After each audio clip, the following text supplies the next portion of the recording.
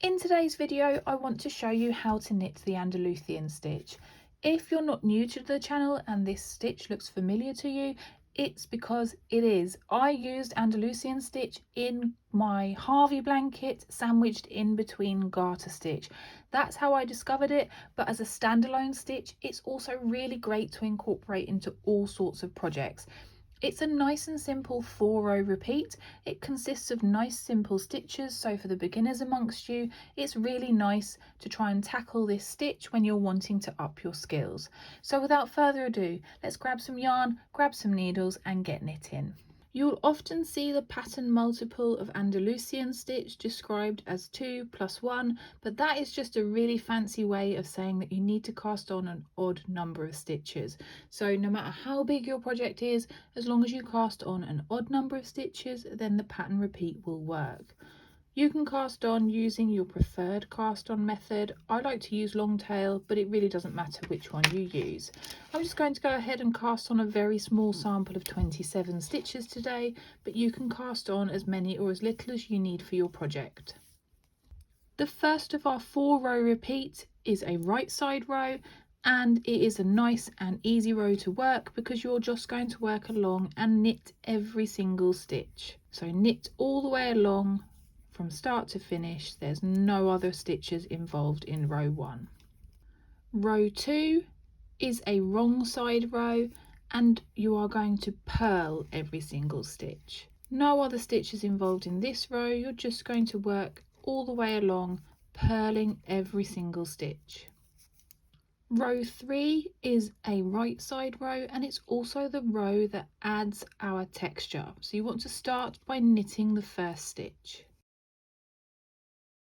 Then you want to work purl 1, knit 1, all the way to the end of the row, and if you've counted your stitches correctly, you should end with a knit 1. So you should start the row with a knit 1 and end the row with a knit 1.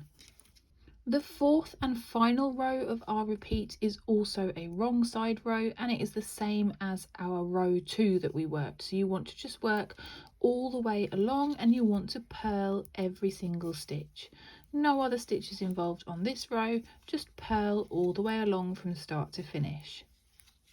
And that completes the 4-row repeat. For those of you who would like a recap, I will just quickly go over those 4 rows one more time for you so that you've got it nice and firmly stuck in your head before you go away and attempt it yourself. Row 1, you want to knit every single stitch from start to finish.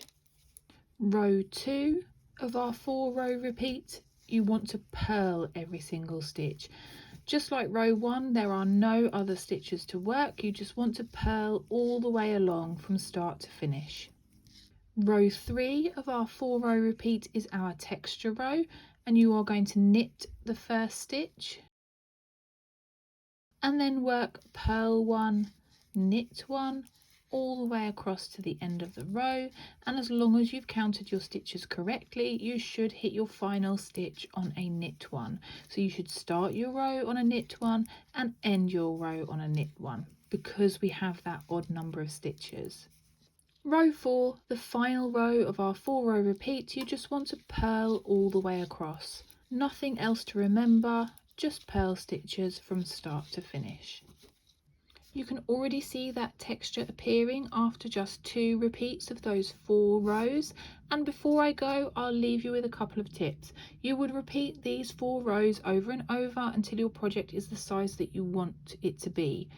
When you are ready to cast off, I would advise finishing your 4-row repeat and then casting off knitwise on a row 1. So work all your sets of 4 rows and then work row 1 once more and cast off knitwise as you go. That will give you a nice symmetrical top and bottom. And that's how you knit Andalusian stitch. I really hope you've enjoyed this tutorial. If you have, I would absolutely love it if you'd give it a thumbs up.